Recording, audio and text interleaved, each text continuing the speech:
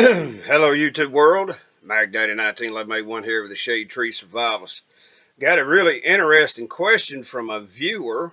The viewer's handle is Psalm 27 and 2. But 14 hours ago, and I was trying to reply and my computer screwed up and just knocked it all out and I lost it all, and it was such a pain in the damn neck to do. I figured I'd do a video, but here's the question. I'm having an issue with a 1911 that I recently bought.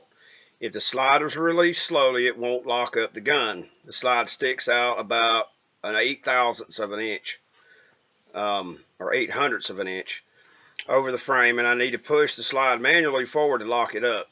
To rack the slide back then takes more than the usual force, like on a hard fit 1911. I can't figure out what the cause is, but it must have something to do with the slide stop and or barrel length.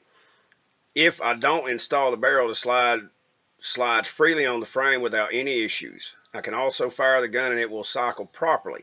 Any idea what may be the issue here? And then he tells me about when he bought the gun and it had a brand new barrel installed. Don't know if the fitting was done properly. So far it shoots very accurate. Only the slide thingy bothers me. Thingy, I love that, by the way. Couple issues that you could have. And I'll start with the easiest one to diagnose. At the bottom of your firing pin stop, and this is what this piece of flat metal here is. It retains your firing pin, it retains your extractor. On the original 1911 design by John Moses Browning, the bottom of it was not radiused, it was absolutely square. And it makes the gun difficult to rack the slide, more difficult than a more modern gun. Here on my Colt Combat unit, they have radiused that section at the very bottom there, and it's rounded off. In other words, the original one is square like that. The more modern ones, like on this one, are curved. Okay, so instead of being square, it's curved. Maybe when they installed the new one, maybe they wanted to go back to the original design and it's squared off. That's one issue that could be, and that's not a problem. That's actually more beneficial. It makes the slide stay closed and locked longer, so the pressures and all reduce, and when it does move, it moves and very reliably.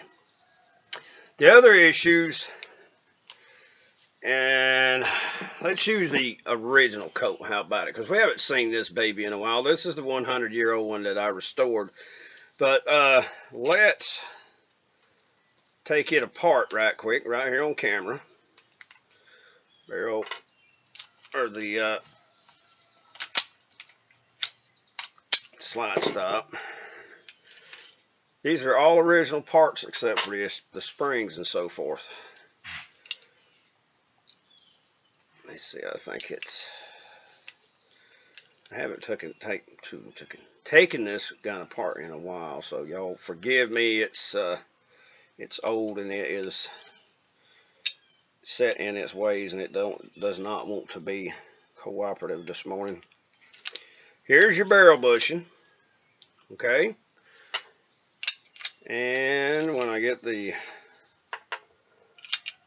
crap out of the way, the other issues are you want to look for are there any battering on any of your locking lugs. There's two slots, and there's two lugs that protrude above that. They should be absolutely crisp and sharp. The edges and corners should be sharp. Look inside your slide for your corresponding locking lugs. Are they crisp and sharp? Another thing, the auto ordnance that we purchased, the barrel bushing was very tight on one spot on the barrel, and it had some wear and tear on it. Now this one here is not a good example. They beat the snot out of it, and it's actually egg shaped. It's a wonder to move in and out of that, but just the very last bit, less than half the width of my finger here, swells out just a little bit. that is what interfaces with the bushing when the gun is in battery. Okay, and without that, you're gonna have a lot of movement and wiggle, and that's going to destroy your accuracy. But what you want to look for is any wear and tear on one spot on the barrel. If it's all the way around, then it's properly fitted. It's just very tight still, and I mean, that's a brand new barrel and so forth. Another thing is your the feet here that protrude down. Okay, are they dinged up or battered? Another thing is look for any distortion on your swinging link. This little pin or little piece here, this is what your slide stop goes through. Okay, and you'll want to look for wear on this and this. But I think your issue you're probably having is a very tightly fitted barrel bushing. Okay, now that for mud reliability, tight bushing's not good, but for accuracy is very, very good. So those are some of the issues, and that's probably all it is. It's probably just needs to be worn in because it's all steel. And the tolerances on the parts they bought, if they're really tight, especially national match parts, they're really, really tight, you're going to have an issue there. Because if it's moving without the barrel being in it, it is in the barrel. So definitely look for the lock and lug issue. Okay. Definitely look for the lock and lug issue. Make sure they're crisp, sharp, 90 degrees. The corners are not round at all. Now see, these are slightly rounded, but this gun's 100 years old. There's no telling how many hundreds or thousands of rounds were fired through it. But I think more than likely what you're going to find is your barrel bushing's either very tight or it's out of spec some way, shape, or form. You got a little bit of rubbing on one side or the other. I think on the auto ordnance is on the very bottom of the barrel, and it had a rub mark, and that's just it's probably not properly fit like it should have been, but it was not going to hurt the gun, but it was sticking, especially trying to take this out with the gun fully assembled. I mean, just without a tool, it wasn't coming. Not on that particular gun. But anywho, I hope that helps. If you don't find any of those things, please shoot me another message and we'll see what we can diagnose. But this is what I'm using. Complete owner's guide, as well as the complete assembly guide that I have inside. But those I think are going to be your issues. And if you have some battering on these locking lugs, your gun is no longer safe to use. Okay, another thing, watch this when I pull the slide. I don't know how well you'll see it. Watch right here where the barrel and the breech face come together. You see how the barrel goes all the way up in there and locks? And then you pull it back and it moves out of the way. That's that swinging link. Okay, you want to make sure it's all the way up. There's no gap in here at all. None.